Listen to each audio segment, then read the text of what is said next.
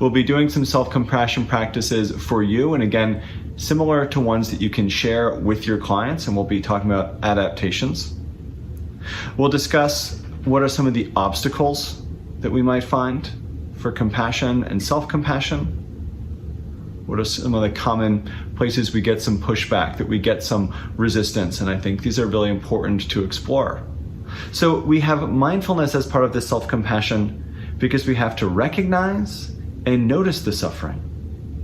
Oh, yeah, this is a moment of suffering. Rather than a moment of running away and fleeing. Rather than a moment where we're not in the present because we are fighting something off in a way that's not helpful, or fighting with ourselves, angry at ourselves, our clients, and locked in that internal battle with themselves.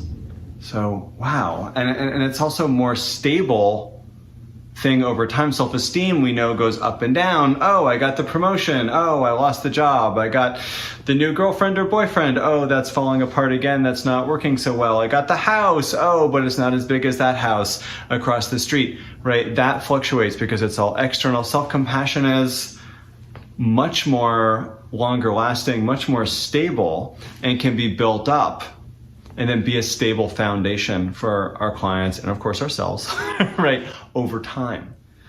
Mindfulness is really asking, what is my experience, which is really useful, versus what do I actually need? And making that a bit more conscious in terms of what do I need in terms of self-kindness, in terms of affection, not just am I getting my needs met, right? Or really am I getting my wants met? Through anger, through anxiety, through depression, through addiction, through these other behaviors that our clients might be struggling with.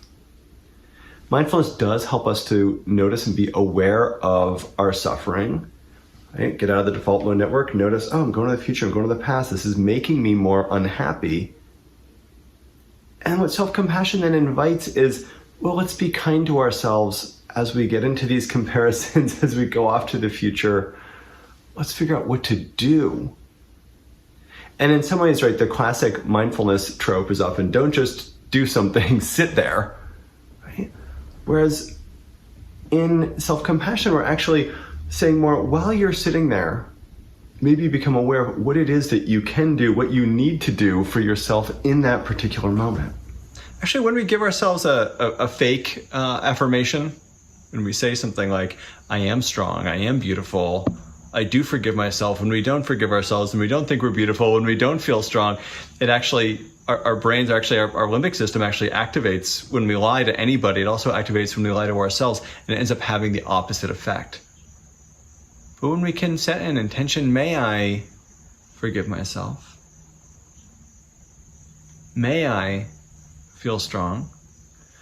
That's actually really different and has a really different and profound impact.